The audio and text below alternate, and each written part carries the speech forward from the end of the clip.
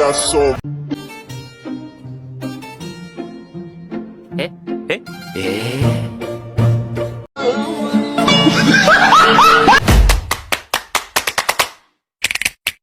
motherfucking designer right now. Bring it down, bring it down, bring it down. I got three old guys on the block. Assalamualaikum warahmatullahi wabarakatuh. Halo, perkenalkan kami dari kelompok 3. Di sini kami akan mempresentasikan mengenai materi demokrasi dan PBB. Untuk lebih jelasnya, simak video untuk presentasi kami. Perkenalkan, nama saya Sasana Rebecca dari kelompok 3. Di sini saya akan mempresentasikan mengenai materi dinamika politik pada masa demokrasi terpimpin. Di awal kemerdekaan, kehidupan bangsa Indonesia tidak berjalan dengan mulus. Tidak hanya kehidupan bangsa Indonesia serta perekonomian yang sulit, tetapi situasi politik pun sedang bergejolak karena mengalami perselisihan politik hingga gerakan separatis di daerah-daerah. Dengan kondisi negara yang belum stabil tersebut, di mana dinilai bisa mempengaruhi sistem keamanan nasional, maka dari itu sistem pemerintahan Orde Lama mulai menerapkan sistem pemerintahan demokrasi terpimpin. Sistem demokrasi terpimpin adalah suatu sistem pemerintahan di mana seluruh keputusan berpusat pada pemimpin negara yang saat itu dipegang oleh Presiden Soekarno pada pembukaan Konstituante tanggal 10 November 1959. Sistem demokrasi terpimpin berlangsung dari tahun 1959 hingga tahun 1965. Itu materi dari saya. Perkenalkan, saya Bung Rizky Mega. Saya akan mempresentasikan materi tentang politik kekuatan nasional. Presiden Soekarno memegang penuh kekuasaan negara. Akibatnya, Presiden akan dengan mudah menyingkirkan pihak yang dianggap tidak sejalan atau bertentangan dengan politik.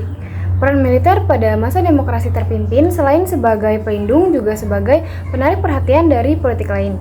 Dalam Dekret Presiden 1959, Presiden Soekarno menyatakan pembubaran Dewan Konstituante dan kembali pada Undang-Undang Dasar 1945. Maka dimulailah era baru pemerintahan Indonesia, yaitu demokrasi terpimpin. Dekret Presiden juga membawa dampak besar bagi kehidupan politik nasional. Halo, perkenalkan nama saya Ana Satwa Urbaningrum. Saya akan menjelaskan masalah Irian Barat. Masalah Irian Barat bukan sekadar wilayah yang masih berada di tangan kolonialis, tapi juga menyangkut harga diri sebuah negara berdaulat. Dikeluarkannya Trikora menandakan bahwa Presiden Soekarno meninggalkan usaha diplomasi dengan pihak Belanda. Indonesia siap dengan segala resiko yang dihadapi. Masalah tersebut dilatar belakangi jika Belanda tidak mau membicarakan masalah Irian Barat. Karena jika merujuk pada salah satu keputusan Konferensi Meja Bundar atau KMB 23 Agustus sehingga 2 September 1949. Tapi kenyataannya konflik Indonesia dan Belanda kembali memanas dan upaya perebutan Irian Barat. Pada 1961, Presiden Soekarno mengeluarkan 3 komando rakyat. Yang pertama, gagalkan pembentukan negara Papua. Yang kedua, kibarkan bendera merah putih di Irian Barat. Dan yang terakhir atau ketiga, bersiap untuk mobilisasi umum untuk mempertahankan kemerdekaan dan kesatuan tanah air bangsa.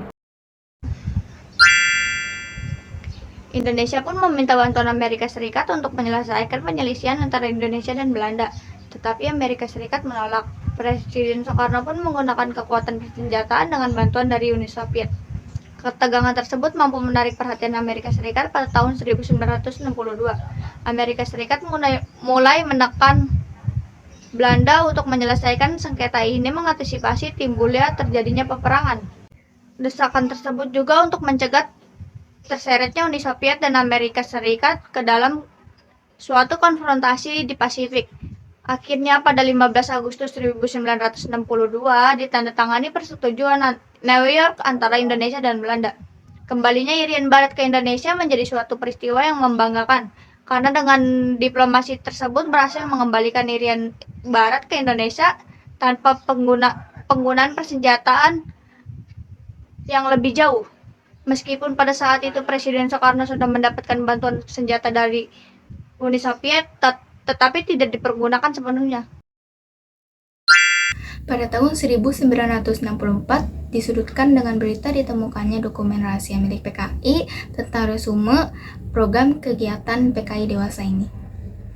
Dokumen tersebut menyebutkan bahwa PKI akan melancarkan perebutan kekuasaan. Namun, pimpinan PKI yakni Aidit menyangkal dengan berbagai cara dan menyebutnya sebagai dokumen palsu. Peristiwa ini menjadi isu politik besar pada tahun tersebut. Namun, hal ini diselesaikan oleh Presiden Soekarno dan mengumpulkan para pemimpin partai dan membuat kesepakatan untuk menyelesaikan permasalahan di antara unsur-unsur dalam negeri yang diselesaikan secara musyawarah karena sedang menjalankan konfrontasi dengan Malaysia. Masalah Malaysia merupakan isu yang menguntungkan PKI untuk mendapatkan tempat dalam kalangan pimpinan negara. Untuk meredakan ketegangan di antara ketiga negara, diadakan konferensi Mafindo, Malaysia, Filipina, dan Indonesia di Filipina pada tanggal 31 Juli sampai 5 Agustus 1963. Inti pokok dari 3 dokumen tersebut adalah Indonesia dan Filipina menyambut baik pembentukan Federasi Malaysia jika rakyat Kalimantan Utara menyetujui hal itu. Ketiga kepala pemerintahan tersebut meminta Sekjen PBB membentuk tim penyelidik yang akan dipimpin oleh Lawrence Michel Moore. Pada tanggal 17 September 1963, hubungan diplomat Indonesia-Malaysia diputuskan. Konflik ini menarik perhatian beberapa negara dan menghendaki penyelesaian secara damai. Pemerintah Amerika Serikat, Jepang, dan Thailand berusaha melakukan mediasi untuk menyelesaikan masalah ini. Memburuknya hubungan ketiga negara tersebut karena PM Federasi Malaysia, Tengku Abdul Rahman, tidak menghadiri forum pertemuan tiga negara tersebut. Pada 3 Mei 1964, Presiden Soekarno mengucapkan Bikora di hadapan apel besar sukarelawan dan Soekarno membentuk Komando Siaga dengan Marsikal Madia Omar Dhani sebagai panglimanya. Pada tanggal 7 Januari 1965, Malaysia dinyatakan diterima sebagai anggota tidak tetap Dewan Keamanan. Dengan spontan, Presiden Soekarno mengatakan Indonesia keluar dari PBB. Karena dengan keluar Indonesia dari PBB, Indonesia kehilangan satu forum yang dapat digunakan untuk mencapai penyelesaian persekutuan dengan Malaysia secara damai. Saya Febrianti Bunga. Di sini saya akan menjelaskan bagaimana keadaan perekonomian pada masa demokrasi. Pada masa demokrasi liberal, perekonomian dan keuangan mengalami penurunan inflasi, di mana berusaha diperbaiki oleh Presiden Soekarno dengan melakukan 2 langkah. Langkah pertama yaitu membentuk Dewan Perancang Nasional atau Depernas, dan langkah kedua yaitu melakukan sanering, di mana sanering ini adalah penurunan nominal pada mata uang kertas yang masing-masing nominalnya diturunkan 10% saja, yaitu di mana Rp500 menjadi Rp50 dan Rp1.000 menjadi Rp100. Depernas disusun di bawah Kabinet Karya pada tanggal 15 Agustus 1959 dan dipimpin oleh Muhammad Yamin dengan beranggotakan 80 orang. Depernas juga mempunyai tugas yaitu menyusun overall planning berupa bidang yang meliputi ekonomi, kultural, dan mental. Dan pada tanggal 17 Agustus 1959, Depernas memiliki tugas yang diberikan oleh Soekarno berupa pedoman kerja, yaitu tugas utamanya untuk memberikan isi kepada proklamasi melalui grand strategi, yaitu berupa overall dan hubungan pembangunan melalui demokrasi terpimpin dan ekonomi terpimpin. Dan pada tahun 1963, Depernas diubah atau digantikan menjadi Bapenas atau Badan Perancangan Pembangunan Nasional yang dipimpin langsung oleh Presiden Soekarno untuk membantu memulihkan perekonomian pada masa demokrasi liberal saat itu. Materi selanjutnya akan disampaikan oleh Syam. Terima kasih. Upaya perbaikan ekonomi lainnya yang dilakukan pemerintah adalah deklarasi ekonomi, yaitu DEKON. Kondisi perekonomian yang sangat merosot mendorong pemerintah berusaha mendapatkan devisa kredit jangka panjang yang harus dibayar oleh perusahaan atau perorangan adalah 250 juta sampai 1 miliar selama 1 atau 2 tahun. Dampak dari kebijakan tersebut, ekonomi semeraut dan kenaikan barang mencapai 200 sampai 300% pada tahun 1965, sehingga pemerintah mengeluarkan bahwa pecahan mata uang Rp1.000 yang lama diganti dengan uang Rp1.000 yang baru, diikuti dengan pengumuman kenaikan harga bahan bakar.